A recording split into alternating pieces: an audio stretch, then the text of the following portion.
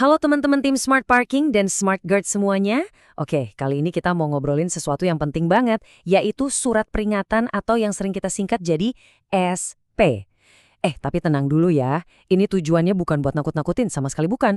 Justru sebaliknya, biar kita semua paham aturan mainnya, bisa kerja lebih profesional dan pastinya terhindar dari sanksi. Yuk kita mulai. Oke, biar gampang dicerna, kita pakai perumpamaan ya. Coba deh bayangin, aturan perusahaan dan SOP ini tuh kayak pas kita beli handphone baru. Di dalam kotaknya pasti ada buku panduan kan? Nah, aturan perusahaan itu ya buku panduannya. Tujuannya bukan buat bikin kita takut, tapi buat nuntun kita biar ponsel alias pekerjaan kita ini bisa awet dan performanya selalu maksimal. Sekarang, yuk kita bedah lebih dalam lagi analogi ponsel ini. Kita bakal lihat gimana setiap bagian dari pengalaman punya ponsel baru itu ternyata mirip banget sama aturan kerja kita di sini. Udah siap? Oke, mari kita lihat. Jadi gini nih cara kerjanya. Pertama, SOP dan job description itu adalah buku manual kita, panduan biar kita kerja dengan benar. Kedua, kalau ponselnya disalahgunakan, contohnya nih, kita ngenain tarif parkir berlebih atau overcharge ke pengunjung atau sering telat, itu sama aja kayak ngerusak garansinya. Ketiga, sanksinya itu bertingkat ya, mulai dari peringatan yang ringan sampai garansi hangus alias SP3 atau PHK, yaitu pemutusan hubungan kerja. Dan yang terakhir, sama kayak biaya servis, kena SP itu ada biaya tambahannya juga dalam bentuk potongan gaji. Oke, analoginya udah dapet ya. Sekarang kita masuk ke bagian yang lebih teknis nih, yaitu syarat dan ketentuan dari SP itu sendiri. Ini penting banget, biar kita semua jelas dan nggak ada salah paham soal aturan mainnya. Aturan pertama dan yang paling dasar. Setiap surat peringatan, entah itu SP1 atau SP2, masa berlakunya itu 3 bulan. Nah, selama periode ini, kita semua diharapkan bisa menunjukkan perbaikan kinerja. Nah, ingat kan tadi kita bahas soal biaya tambahan? Ini dia. Kalau kita kena SP tingkat pertama atau SP1, konsekuensinya adalah ada potongan gaji sebesar 5% selama 3 bulan masa berlaku SP-nya. Terus gimana kalau pelanggaran masih berlanjut sampai ke SP2? Nah, potongannya juga meningkat jadi 8%, dan ini juga berlaku selama 3 bulan. Ini nunjukin kalau perusahaan serius banget dalam menegakkan kedisiplinan. Ada beberapa aturan penting lain yang perlu kita ingat baik-baik. Pertama, kalau kita melakukan pelanggaran lagi pas masa SP-nya masih aktif, levelnya itu bakal naik. Jadi SP1 bisa jadi SP2. Terus, SP3 itu udah tahap akhir yang akan diproses untuk pemutusan hubungan kerja. Tapi ada kabar baiknya juga. SP itu bisa dicabut loh setelah 3 bulan asalkan ada perbaikan yang nyata dalam kinerja kita. Sekarang kita masuk ke kategori pelanggaran yang paling serius. Kalau kita pakai analogi ponsel tadi, ini tuh kesalahan yang bisa langsung merusak mesin utamanya.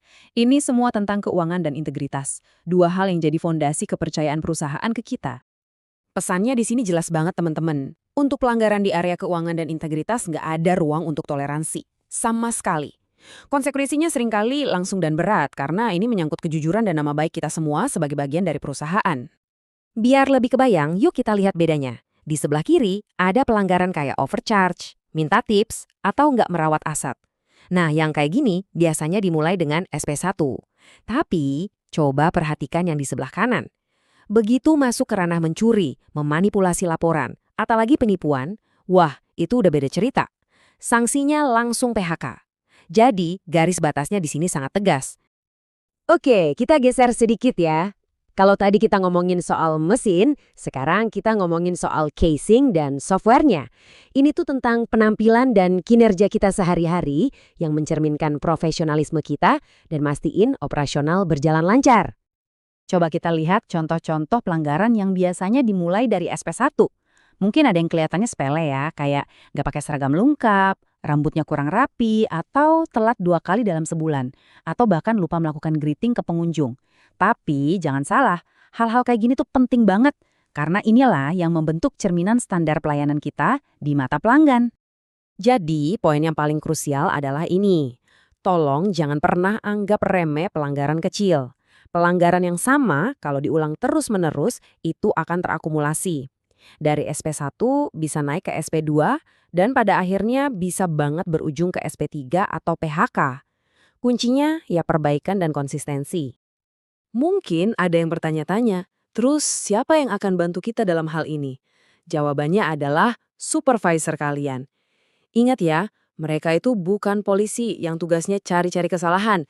Anggaplah mereka itu sebagai tim tech support pribadi kalian yang tugasnya adalah ngebantu kalian biar bisa berfungsi dengan baik dan sukses di pekerjaan. Supervisor itu punya 4 tugas utama. Pertama, mencegah, yaitu dengan menjelaskan aturan mainnya biar kalian paham. Kedua, mengawasi, buat mastiin semuanya sesuai standar. Ketiga, mengambil tindakan yang adil, bisa itu pembinaan atau kalau perlu ya sanksi. Dan yang keempat, melaporkan setiap kejadian secara resmi. Intinya, mereka ada untuk mendukung kalian. Pada akhirnya, semua yang kita bahas hari ini bisa diringkas jadi begini. Kerja di Smart itu ibaratnya kayak punya handphone canggih. Kalau kita pakainya sesuai buku petunjuk, dijamin performa kita maksimal dan karir kita awet. Tapi kalau kita pakainya sembarangan, ya siap-siap aja kena SP dan kehilangan garansi, yaitu kepercayaan dari perusahaan. Jadi, sekarang pertanyaannya kembali ke kita semua. Apakah kita siap untuk menjaga ponsel kita, yaitu pekerjaan dan profesionalisme kita, supaya selalu dalam kondisi prima dan memberikan kinerja yang terbaik? Yuk kita buktikan bareng-bareng. Terima kasih.